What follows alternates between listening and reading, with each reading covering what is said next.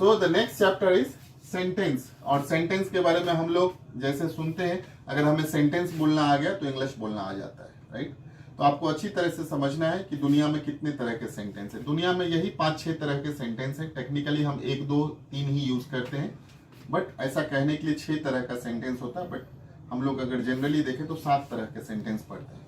Affirmative, negative, interrogative, interrogative negative, double interrogative negative और exclamatory. तो ये सातों को मैं अच्छी तरह से आपको समझाता हूं। अ combination of alphabets and letters that is called words, and a combination of words is called sentence. So a combination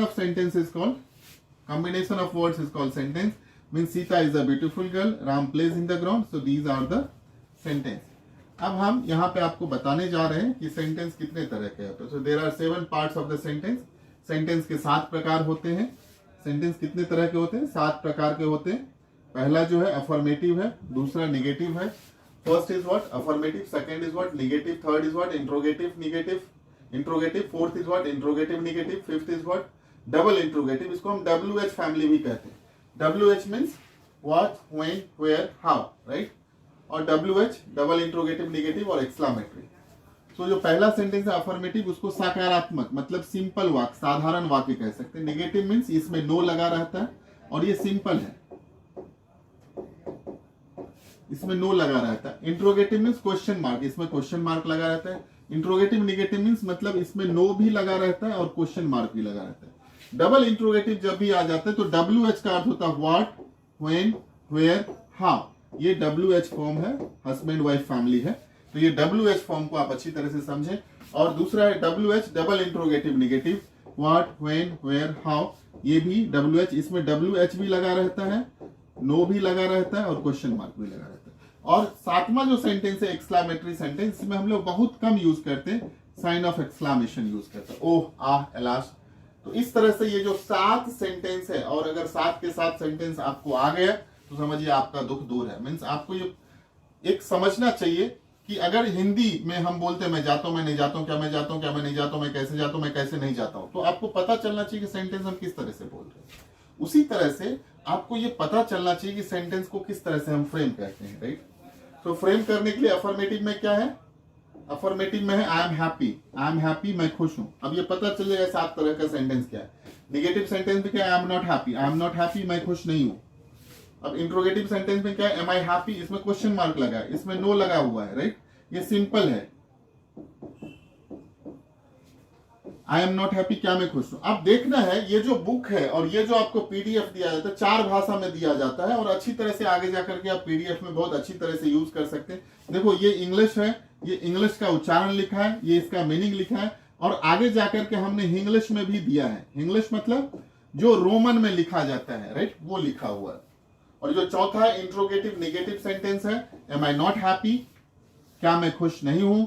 और 5वां जो सेंटेंस है वो है WH interrogative, how am I happy, मैं कैसे खुश हूं।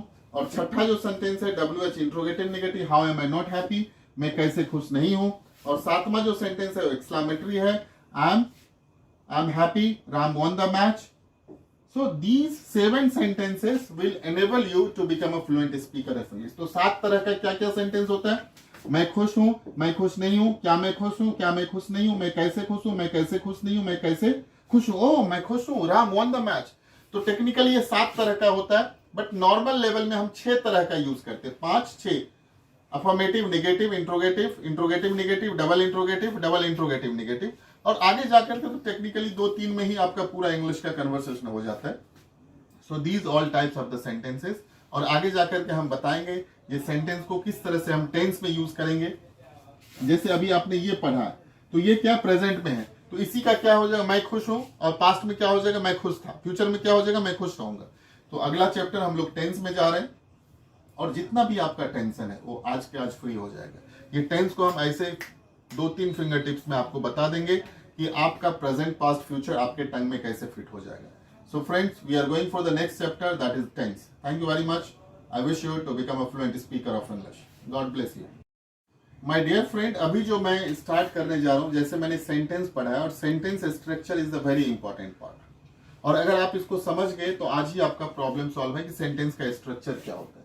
तो सेंटेंस का जो स्ट्रक्चर होता है इसी स्ट्रक्चर में एक सब्जेक्ट होता है प्लस मेन वर्ब होता है प्लस ऑब्जेक्ट एंड कंप्लीमेंट होता है। आगे जाकर के मैं बताता हूँ, बट ये हिंदी में अलग हो जाता है। हिंदी में समझो मैं स्कूल जाता हूँ तो हिंदी में यही क्या हो जाता है, कर्ता प्लस कर्म प्लस क्रिया हो जाता है। जब हिंदी में हम पढ़ते हैं तो कर्ता प्लस कर्म प्लस क्रिया हो जाता है। लेकिन जब हम इंग्लिश में पढ़ते हैं तो वही चीज क्या हो जाता है, सब्जेक्ट